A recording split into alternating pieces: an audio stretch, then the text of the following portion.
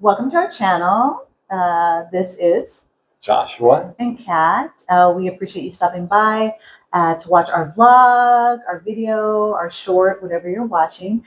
And we hope that you enjoy it. If you do, please consider liking, commenting, Subscribing, hyping, whatever you can do. It all helps. Yeah, we'd appreciate that. Okay, enjoy the video. Hi. Hi. So we recorded a video and there's no sound. I felt like it was our best video yet. It was, we laughed, we cried. Well, we didn't cry. We laughed though. Yeah, I'm crying sometimes. No, just Yeah. playing. So yeah, we laughed. It was it had to do with currency here in Cambodia, and so we're just doing take two. And hopefully this one you like it and you decide to subscribe and all that good stuff, just like the intro said. And let's. I hope I didn't delete that. I don't think I deleted the intro. I hope not.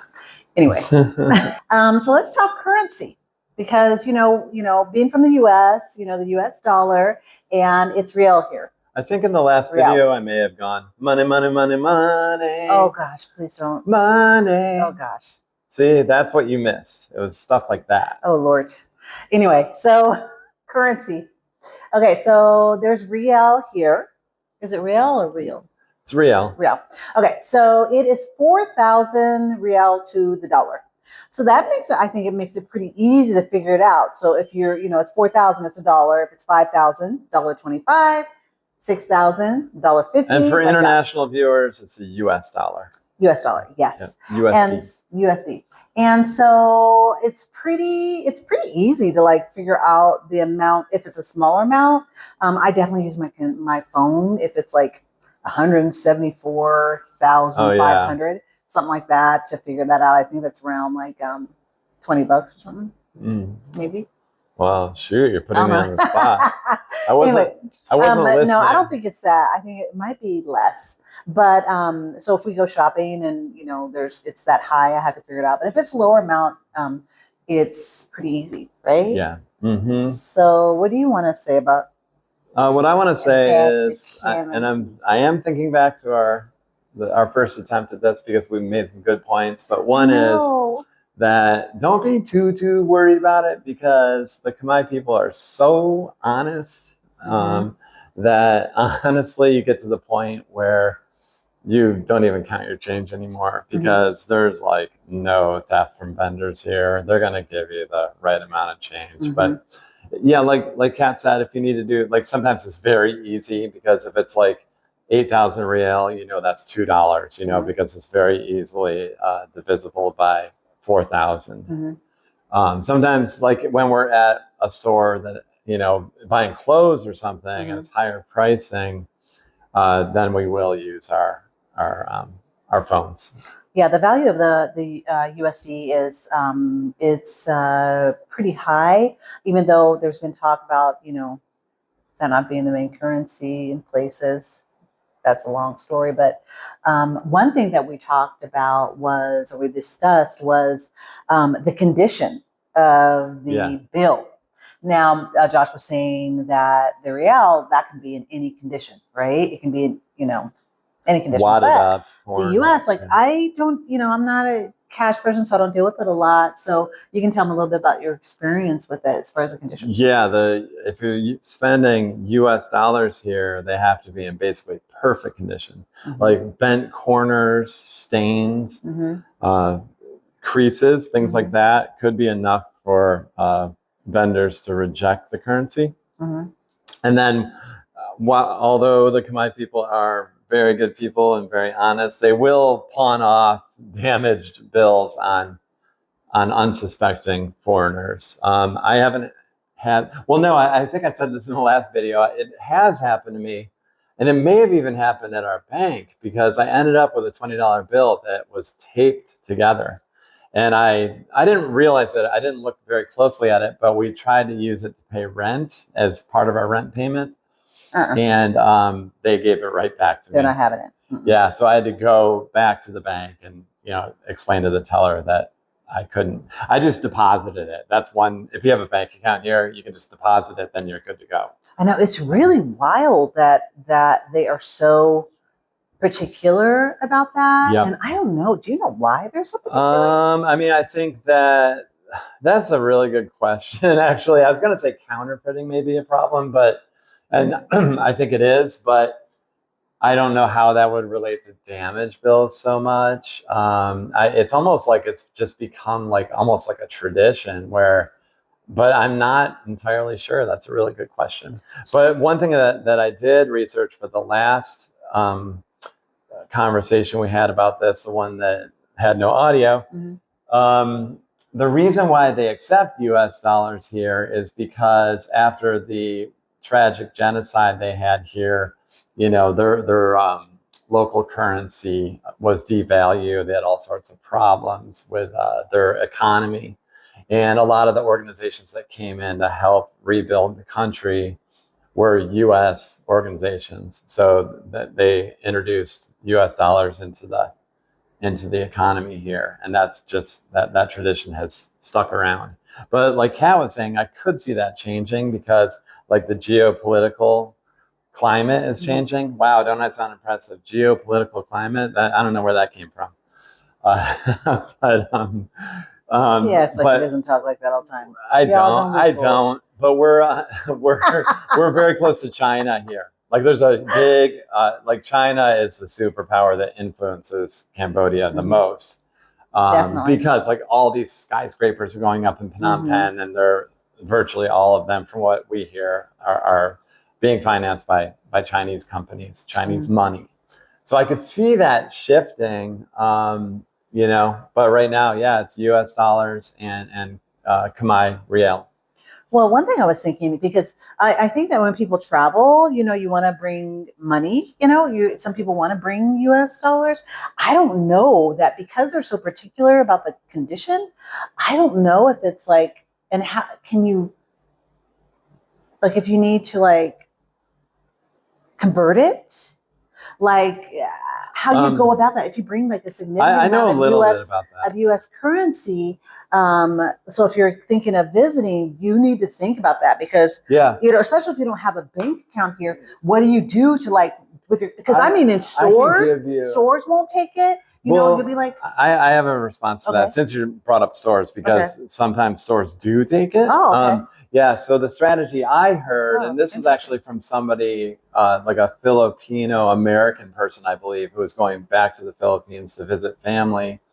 I remember the way they explained it was that they bring crisp $100 bills, and they made a point of saying crisp, so they're in perfect condition. So they probably go to their bank in the U.S., get perfect bills, but they do get $100 bills that way. And I think they bring about, a lot of times people will bring like $1,000 or $2,000. You don't want to bring too much because then customs agents are wondering what you're up to.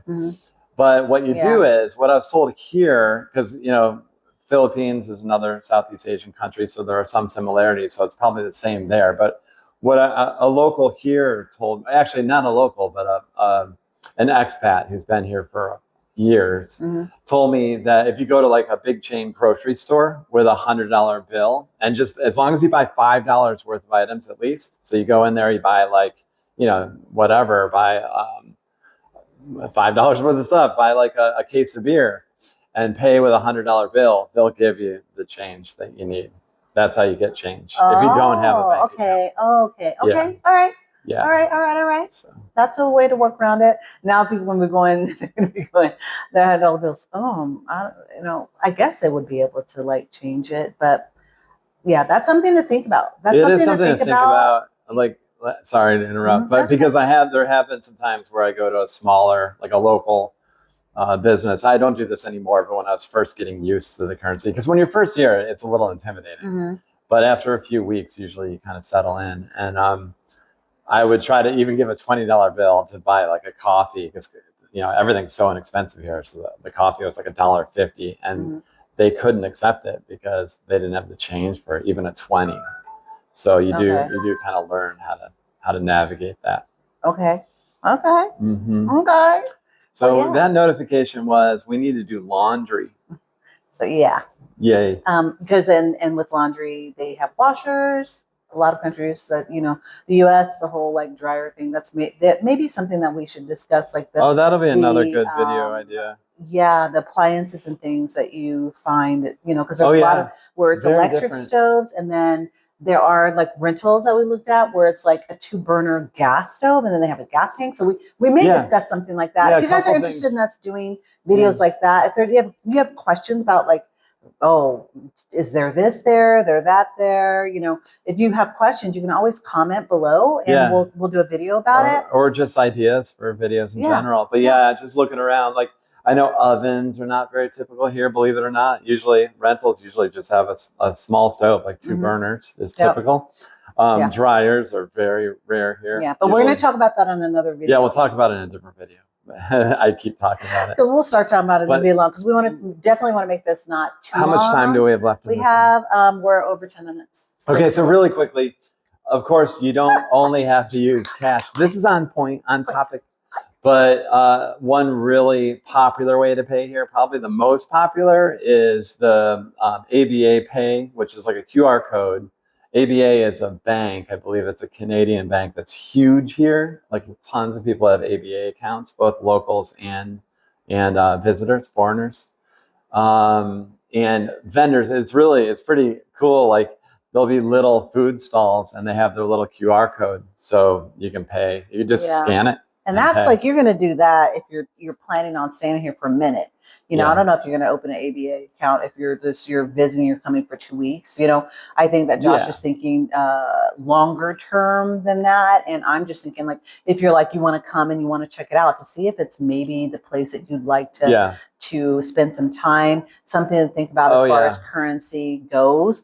It goes a long way. The US dollar goes it's like seriously a long way. And if you budget things, and the prices are really reasonable, but yeah, that's something to think about. But a lot of places that, you know, American Express, not a lot of places take, but like Visa, like a lot of the smaller stores, they are going to take they're going to take Real, or they're going to take USD.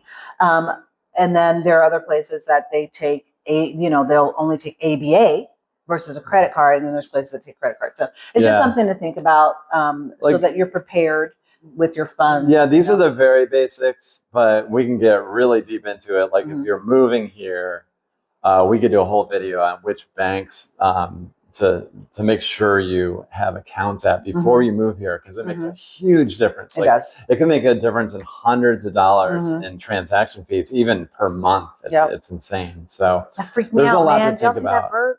There's a lot to think about. So yeah, there's a lot to think about. Okay, guys. Well, thank you for watching. So we'll see you soon. Akun. Okay. Akun. Okay.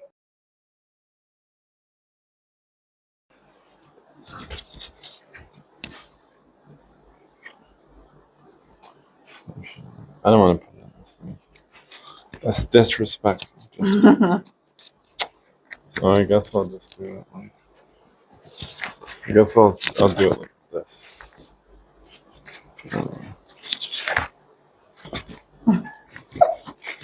Just put it under your scarf.